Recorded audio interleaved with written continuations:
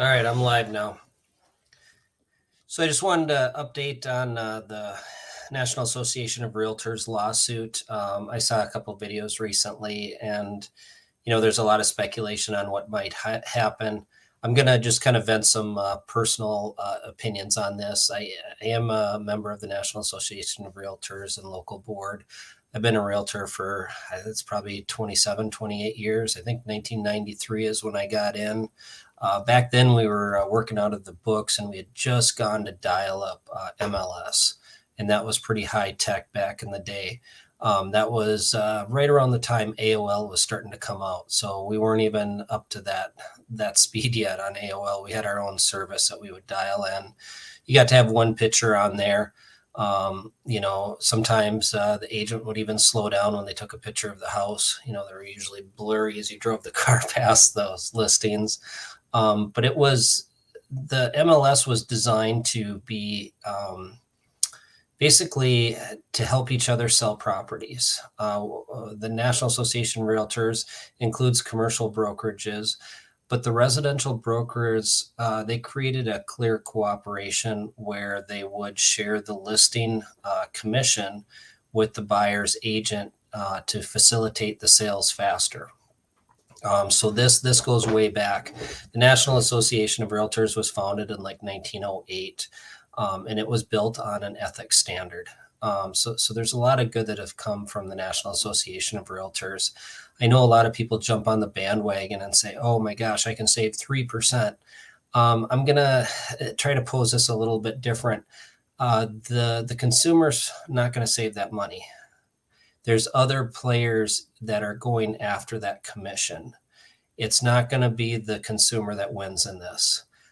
There's more to this than appears on the surface. And I'll kind of go in with my theories on it. I don't have any proof. I don't have any inside information. But none of this really makes sense from a lawsuit perspective. And, who's funding the lawsuit and why. So I'm going to kind of get into that a little bit. But the intention of those commissions were to service the clients. And if you break down the National Association of Realtors, that lawsuit, so apparently the seller agreed to whatever 5, 6, or 7% listing commission, and was happy with that, signed the agreement, put his house up for sale, sold the house, and then was unhappy that the buyer's agent got a commission. But he was okay with the original commission of 5, 6, or 7%. But then he wasn't happy with that the buyer's agent made money. So it stinks from the beginning. So that would be like saying he didn't like that the agent used a particular kind of camera when he took the photographs, or that he advertised it on certain newspapers or publications online. That was not the contract he signed. He signed the listing to be sold, and then it's up to the agent what tools to use. It's like if you bought a vehicle from General Motors or Ford, but didn't like that they used a certain chip manufacturer, or that they used certain brake pads. So you sued them because they used a certain brake pad, or they contracted with a different company for another part. That's the essence of this lawsuit. So they bought a Ford car or a General Motors car and sued them because the distributor was made by AC Delco and not by GM. So that's basically what the argument is, which to me doesn't make sense. And I don't understand how this verdict went this way. But I'm kind of going to show you some updates on what I think might be going on. And this might require you to wear a little bit of a tinfoil hat, though. I'm going to share my screen here. Share screen.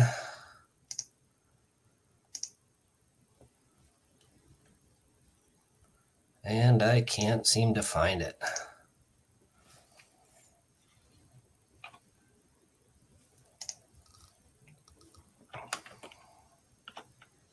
I have too many windows open. Okay, here we go. So this is what I have to do. I have to switch over here. All right, so I kind of basically addressed this. Let me go to a bigger view here.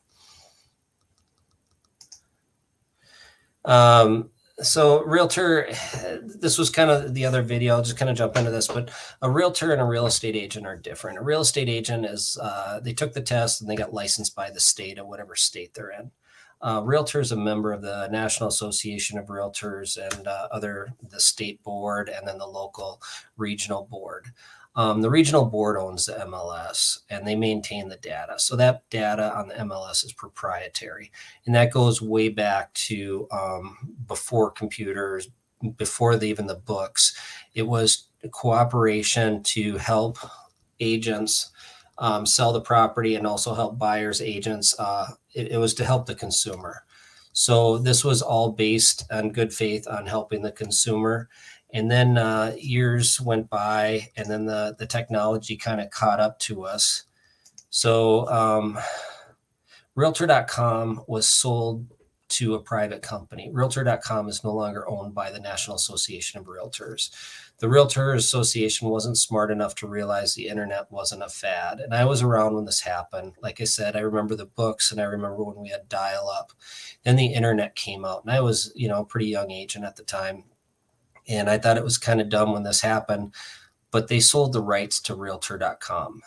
And so that's owned by, I think it's Move Inc. now that owns it. So that's a private company running with that name, Realtor.com. And then Zillow's kind of an odd player out there. They've got all the data. A lot of that data, I don't know how they get it. It's not directly fed by the MLS, but somehow they manage with it. So are they scraping the data? Are they pulling it from other sources? I don't know exactly how they get it, but years have passed and Zillow entered in as a brokerage. So Zillow started doing their own real estate brokerage. So they're actually part of the MLS. They're a real estate brokerage company, no different than a Coldwell Bank or a Remax. So Zillow could be identified in this lawsuit at some point too. They're just not a big broker at this point. So to say that we get rid of that 3% commission, everything goes to Zillow is kind of hogwash. That's a brokerage. So there's no place where this magically appears. The consumer doesn't get all the benefits of finding this data online. This data is online, is created by the realtors, and they've agreed to share their information. If you go into the commercial real estate sector, you can't find a consistent database. They have a commercial MLS, but not all the listings are on there. They will hold their listings back and have the sign on it. And they don't have the same kind of cooperation. They negotiate the commissions going in. It runs totally different. It's not as consumer friendly, but there's not as many protections in there because the government doesn't see businesses as vulnerable as the consumer. They have the resources to hire the attorneys. So the same sort of regulations aren't put into practice there. So that's not a good model, in my opinion, for this to transition to from this lawsuit. But let's kind of break into the lawsuit here a little bit. But before I do want to clarify one thing that drives every realtor crazy, and that is the pronunciation of realtor. It's not relator. There's no do, me, re, fa, sol, la, ti, or do in there. It's realtor. The real is coming from real estate, which means real property. And tor is a Latin suffix like victor, dictator, orator. So it's realtor, not relator. So, don't think of the sound of music, just think realtor. That drives me crazy. So if you're going to talk about it, at least pronounce the name right. So National Association of Realtors, a huge trade organization. It is America's largest trade organization. It was founded in 1908. Just kind of some stats online. It's been over 115 years. Their main thing was the code of ethics. There was a lot of stuff pulled in the 1800s in real estate, a lot of corruption and stuff. So they formed a code of ethics on how to practice. Even though there are state laws, to become a realtor, you agree to these code of ethics. And the organization does police itself. We do get bad apples in from time to time, but they're run out of the organization pretty fast, right? It's not perfect, but it's better than than having no means to do it. If an agent's doing unethical behavior, there is a process to bring them up outside of the state, so you don't have to violate state rules. You can violate the ethics and be removed from the organization. So we do police ourselves as an organization. So there are a lot of benefits to the consumer. And being the large trade organization, National Association of Realtors, they don't do everything I agree with. They do some things I don't agree with from time to time on lobbying. But by and large, they are lobbying to promote homeownership and fair housing. And that is just at the core, I think, one of the founding principles that we should all be in favor of, right? And one of the issues we have is this is becoming a renter nation. And now we're targeting the one organization that fights for home ownership. So I want you to ask yourself, who might benefit from getting rid of a trade organization that is promoting home ownership? You know, who really stands to make the most money at this? Why would they be doing this? Is it really about the 3%? There's ways around that 3%. If you don't want to pay your agent, if you think you can just jump on Zillow and find your house, you know, like I drove a tractor across the field, so therefore I know everything about farming, right? I found my house on Zillow, therefore I don't need an agent. Okay, maybe you don't. Maybe you can go hire an attorney and pay them $1,500 to draft the purchase agreement. There's probably purchase agreements you can find online. You can do it that way. You don't have to hire a realtor to do the deal for you. In fact, there's for sale by owner. You can go for sale by owner. There's real estate agents out there that aren't members of the board of realtors. That's perfectly acceptable, and there's lots of deals that go on. In fact, if you look at the wholesaling business, by and large, none of them, a large portion of them are not realtors. They may have a real estate license, they may not. You can get your limited broker's license. So you don't have to have a broker hold your license. If you do, I think it's like 5 transactions in Minnesota, then you can apply to get your limited broker's license. But the question I want to leave you with is, who really stands to benefit if we can break the real estate model, the commission model? I don't think the consumer benefits. It sounds like they would, but they don't, in my opinion. So back to that case, the seller had agreed to the 6% commission. I don't know if it was 5, 6, or 7%.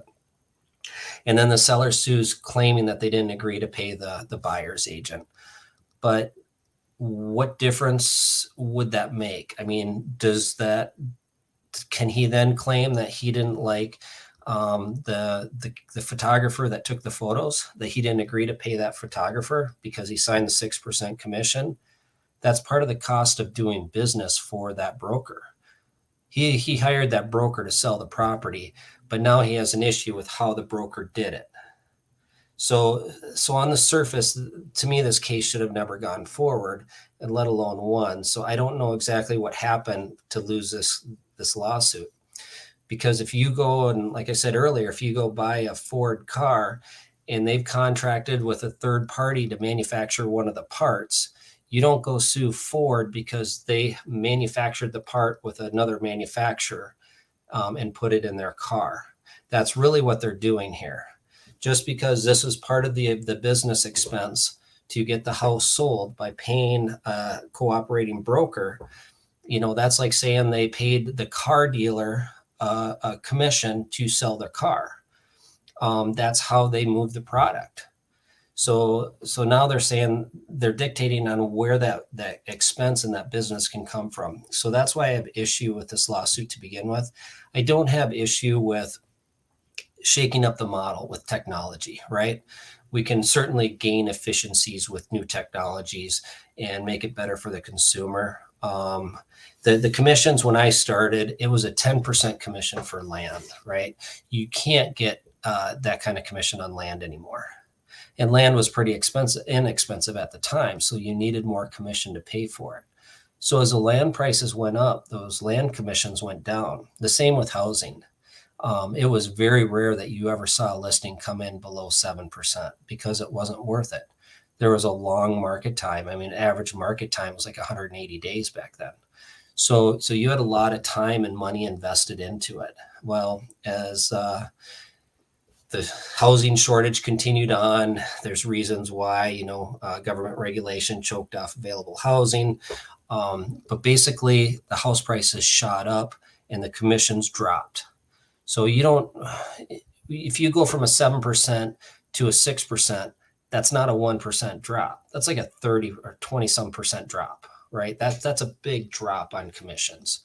That's 7 divided by 6. So it's not a 1% drop. So commissions have been coming down. We're seeing a lot of 5% commissions now. So technology is reducing the commissions. That's a substantial decrease in commissions over time.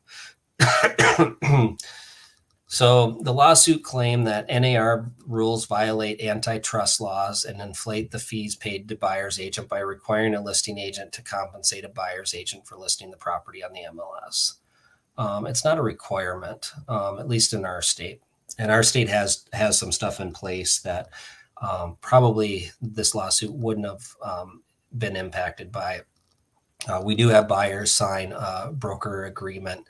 And if the seller does not pay the commission, the buyer agrees to pay the 3% commission or 2.5 or 2.7 or 3.15 or 3.5, whatever the agent and the buyer agreed to.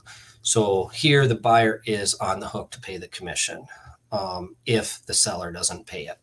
So, and I don't think that's good for the consumer. I don't think that's good for the market, right? It's the house prices included that commission. So if you're going to remove that commission out of the transactions, then real estate prices should be cut by 3% right across the board, or 2.7 or 2.5, whatever that average comes out to be. So that's already built into the market rate. So if you dig into this a little bit further, this is where I start kind of going off the rails a little bit. And I don't know what's happening here. This is where my tinfoil hat comes on. I'm going to ask you earlier, I said, who would benefit by getting rid of the biggest lobbyist for home ownership and fair housing? So NAR president recently, you can find this on YouTube. You can find this on Inman and a couple other news channels. The new NAR president said the Department of Justice is a bigger problem than the Sitzer verdict. So what does that mean? Why is the DOJ creating problems for the National Association of Realtors? Excuse me. I kind of jumped here a little bit, but the National Association of Realtors, Sears had replaced the previous president. The previous president had to resign because there were blackmail threats. So it was really odd timing that all of a sudden, after the verdict came out, that there was a bunch of blackmail threats on the president of NAR. And then the Sears guy jumped in as president. And now he's saying that the Department of Justice is a bigger problem. So why he says that is there was a proposed settlement on a similar antitrust lawsuit. And the broker owned the MLS, the brokers in the case, and the plaintiffs all agreed to a settlement. Everybody's in agreement. And then the Department of Justice basically said, no, we don't like that. So even the judge was in agreement on it, but the Department of Justice put a block to it. So why? So they have till February 15th. We'll find out real soon. That's, I guess, the last date for the Department of Justice to respond to that settlement. And I don't know the inner workings on it, but this case, there's a lot more going on here than, we're just going to protect the consumer. I don't think so. There's something deeper going on here. There's too much smoke here. My spidey senses are all over the map here. If you're going to pay to go after a lawsuit like this and the copycat lawsuits, who benefits by going after this trade organization? They're a large political donor, right? So they're a lobbyist. So is this political payback? Is this for some sort of legislation they did? who would really benefit? Who would want to see mass amounts of rental housing and less home ownership? I think you know the answer.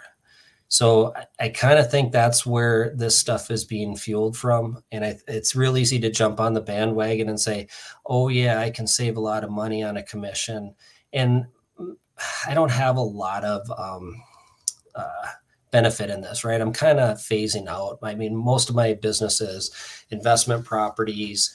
And, I've been at this business a long time. It's not going to impact me that much whether how this changes, and I do think it'll change. I just want it to change to the better. And right now, I think blowing this up really isn't looking for what is the best change. It's blowing it up for blowing it up's sake. There's no technology for this to fold into. What happens to the MLS? You break apart the cooperation. People start dropping out of National Association of Realtors. There's already brokers that have pulled out of the association. So does that mean they're no longer in the MLS, right? So where are they going to advertise?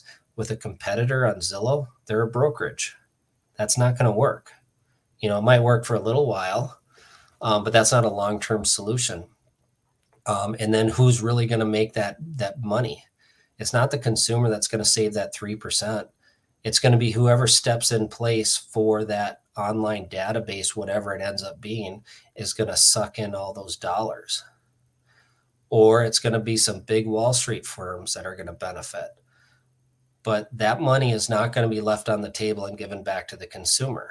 So who is advocating for the consumer here? That's just kind of my gut on what's happening here. So pay attention to this. Something's not right with this. And I know I've been in the industry a long time, and I know everyone wants to see the big giant always fall, but I don't think this one's a good one to knock down, because the players that are behind this that stand to benefit the most will not have the consumer's best interests in mind. Those are my thoughts on it. There's a lot going on here. I'm going to try to pay more attention to it. I know I'm just kind of rambling here, but who's going to benefit the most? If you stop this lobbyist group, you're going to knock them down.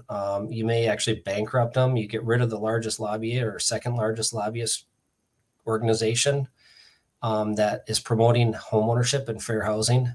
Who benefits, and why would you want to knock that down? And it's not looking after the consumer. So those are my thoughts. I'd love to hear your thoughts on this as well, and see what you think. We'll see where this goes. Things are going to change. There's no doubt about it.